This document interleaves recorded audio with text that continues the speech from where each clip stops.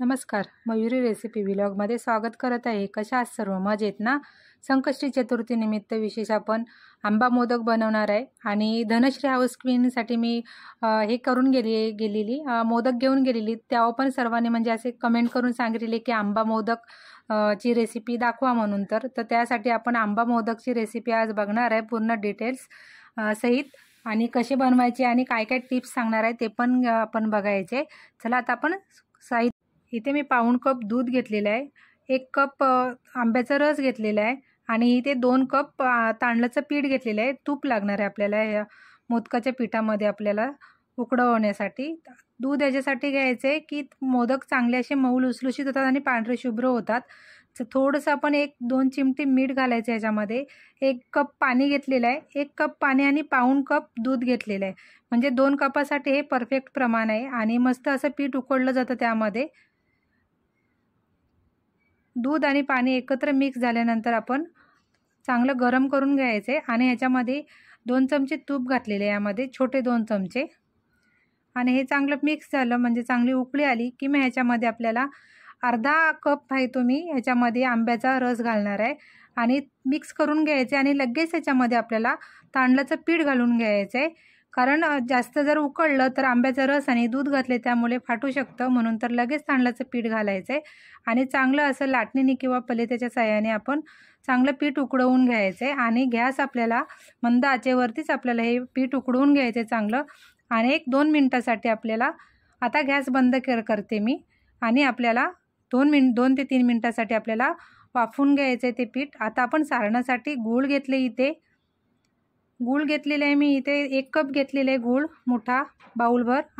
खसखस घेतलेले आहे, ड्रायफ्रूट्स घेतलेले आहेत, आंब्याचा रस घेतलेला आहे अर्धा, आणि 3 नारळ घेतलेले आहेत, कारण मी यातले अर्धे सारण आहे ते मी बाजूला ठेवणार आहे. तर आपल्याला 2 कपासाठी आपल्याला 2 कप तांदूळ घेतलेत, त्यासाठी आपल्याला 2 नारळ लागतात. पण मी इथे 3 घेतलेत एक्स्ट्रा, कारण उद्या संकष्टी आहे आणि मग उद्या पण करायला लागणारच म्हणून तर. आणि आता इथे 2 चमचे मी तूप घेतलेले आहे आणि यामध्ये मी खसखस घातलेली आहे. खसखस चांगली तुपात परतली ना की मस्त असा क्रंचीनेसपणा येतो. आणि यामध्ये मी खोबरं घालून घेते, खवलेलं खोबरं घातले आणि गूळ घातले. यामध्ये चांगलं गूळ आणि खोबरं आहे ते चांगलं असं परतून घ्यायचं. आपल्याला गूळ मेल्ट होईपर्यंत आपल्याला परतून घ्यायचं. आणि हे सर्व आपल्याला कृती आहे ती आपल्याला मंद आचेवरतीच करायची, कुठेच, आणि सतत ढवळत राहायचे आपल्याला हे गूळ मेल्ट होईपर्यंत. आणि चांगलं परतलं ना की मग आपल्याला खोबऱ्याचं सारण आहे ना, आपल्याला मोदकामधलं सारण ते मस्त असं खरपूस लागतं, म्हणजे कच्चं लागत नाही. काय करतात म्हणजे काही जण की सारण जास्त परतत नाही, त्यामुळे ते मोदकाला असं आपल्याला पाहिजे तशी चव येत नाही. म्हणून तर आपण सारण चांगलं परतून घ्यायचे मंद आचेवरती. मस्त असं आपलं हे सारण परतून झालेलं आहे, बघू शकताय. यामध्ये चांगलं गूळ मेल्ट झालेलं आहे. आता यामध्ये अर्धा कप आंब्याचा रस घेतलेला आहे, तो पण यामध्ये घालायचा आहे सारणामध्ये आणि तो चांगला मिक्स करून घ्यायचा आहे. आता गॅस आपल्याला मीडियम ठेवायचा आहे. आमरसमध्ये पण थोडी साखर आहे, म्हणून तर मी गूळ यामध्ये थोडंसं कमी घेतलेलं आहे. आता यामध्ये वेलची मी कुटून घेतलेली आहे, म्हणजे थोडीशी भाजून कुटून घेतलेली आहे, ती घालते. 7-8 वेलची घेतलेल्या आहेत. जायफळ घालते किसून थोडीशी ह्याच्यामध्ये, पाव चमचा, कारण गुळाचा पदार्थ असला की जायफळ घातली की एकदम सुगंध असा अजून वाढतो. आणि यामध्ये मी चारोळी, मनुका, पिस्ता आणि बदाम जे तुपामध्ये भाजून घेतलेत आणि त्याचे स्लाइस करून घेतलेत ते घालायचे. आता गॅस बंद करते. आता आपलं जे पीठ उकडवून घेतलेलं आहे, थोडासा पाण्याचा हात घेऊन पीठ चांगलं मळून घ्यायचं आणि नंतर तुपाचा हात घेऊन चांगलं पीठ परत एकदा मळून घ्यायचे. बघू शकता मस्त असं पीठ आपलं मळून झालेलं आहे आणि एकदम असं जास्त नरम पण नाही आणि घट्ट पण नाही झालेलं आहे, एकदम परफेक्ट असं पीठ आपलं हे झालेलं आहे. जर तुमचं पाणी किंवा दूध जास्त झाले असेल तर यामध्ये थोडंसं तुम्ही सुकं पीठ. आता इथे आपले सारण आहे ते मोदकाचं, ते पण थंड झालेलं आहे. इथे पीठ घ्यायचे आपल्याला, किंवा तूप घेऊ शकता किंवा पाणी पण घेऊ शकता. हाताला मोदकाची पारी करताना जर चिकटलं तर. इथे आता मी मोदकाची पारे येते, आपल्याला जेवढा मोदक पाहिजे तेवढा आपल्याला गोळा करून घ्यायचा आहे यामध्ये. आणि पोलपटावर पण लाटून दाखवणार आणि मी हातावरती पण वाटी करतात ते पण करून दाखवते. आता मी एवढ्या मोठ्या आकाराचा मी गोळा घेतलेला आहे. पिठामध्ये तांदळाचंच पीठ घेतलं आहे, पिठामध्ये चांगलं हे करून घ्यायचं, आपण बुडून घ्यायचं आहे. आणि थोडंसं पसरून घ्यायचं आहे आणि लाटणीच्या साहाय्याने हलक्या हाताने आपल्याला हे गोल पुरी करून घ्यायचे। मस्त अशी मोठी पुरी झालेली आहे आणि ह्यामध्ये मी 1-2 चमचे सारण घातलेले आहे। हातावर उचलून घ्यायचं आहे आणि मधला बोट आहे तो आपला 2 नंबरचा बोट आहे तो इथे मध्ये करायचा आहे। अशा प्रकारे मी जसं दाखवते तसं 3 नंबर बोट आणि अंगठा आपला मधोमध हे करायचं आहे आणि हे अशा प्रकारे आपल्याला हे पारी करून घ्यायचे, पाकळ्या करायच्यात आणि खालच्या बाजूने दाबायचं थोडंसं, म्हणजे मस्त अशा पाकळ्या आहेत त्या मोदकाच्या उठावदार अगदी अशा दिसतील एकदम बारीक अशा। आणि हाताला जर चिपकत असेल पीठ तर थोडंसं तांदळाचं पीठ घ्यायचं म्हणजे चिकटणार नाही, किंवा तूप घेऊ शकता किंवा पाणी। आता मोदकाच्या ज्या आपण कळ्या केलेल्या आहेत ते एकाच साईडने आपण करून घ्यायचे आहे आणि हलक्या हाताने खालच्या बाजूने पहिल्यांदा वरती उचलत हळूहळू ते उचलत आपण वरचा जो टोक आहे तो एक्स्ट्रा असेल तर काढून घ्यायचा, किंवा जर व्यवस्थित असेल तर मग तसंच ठेवून द्यायचं आहे।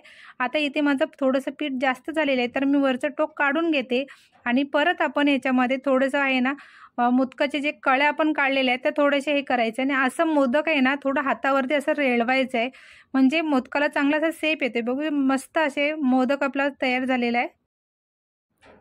आता हातावरती वाटी करून घ्यायचे ते पण तशाच प्रकारे।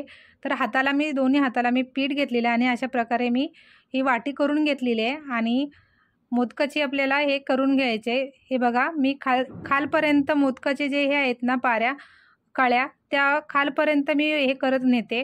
तर एकाच बाजूने ह्या पाऱ्या आहेत त्या आपल्याला कळ्या केलेल्या आहेत, तर ते एकाच बाजूने आपल्याला हे करायचे आहेत, म्हणजे नक्षी आपली मोदकाची जी कळी आलेली आहे ती एकदम भारी दिसते। हे बघा अशा प्रकारे।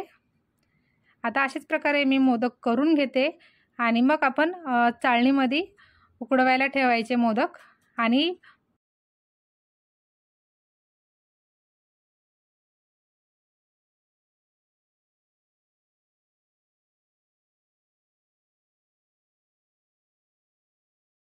आणि मोदक आपले करत असतानाच गॅस आपण चालू करून ठेवायचा आहे। पाणी उकळतं पाहिजे आणि पाणी खाली चिकटू नये म्हणून तर इथे मी खाली कपडा ठेवलेला आहे।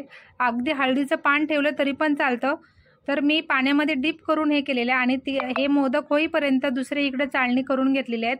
आता इथे मी वरून हळदीचं पान घातलेलं आहे आणि आता हे करून द्यायचं आपल्याला, एक 10 मिनिटासाठी वाफ द्यायची आहे। 10 मिनिटानंतर आपण बघूया मोदक मस्त असे झालेले आहेत। खाली जर हळदीच्या पानाचा आहे ना सुगंध एकदम मस्त येतो। आता पावसामध्ये हळदीची पानं येतात, किंवा हळदीचं पान नसेल तुमच्याकडे तर बटर पेपर तुम्ही घालू शकता, किंवा मलमलचा कपडा आहे तो घालू शकता यामध्ये। मस्त मोदक अगदी बघू शकता, मस्त एकदम असे मोदक झालेले आहेत। तुम्हाला जरी रेसिपी आवडली तर लाईक, शेअर आणि सबस्क्राईब करायला विसरू नका। धन्यवाद। खात राहा आणि मस्त राहा। भेटूया पुढच्या नवीन व्हिडिओमध्ये, तोपर्यंत बाय बाय, टेक केअर।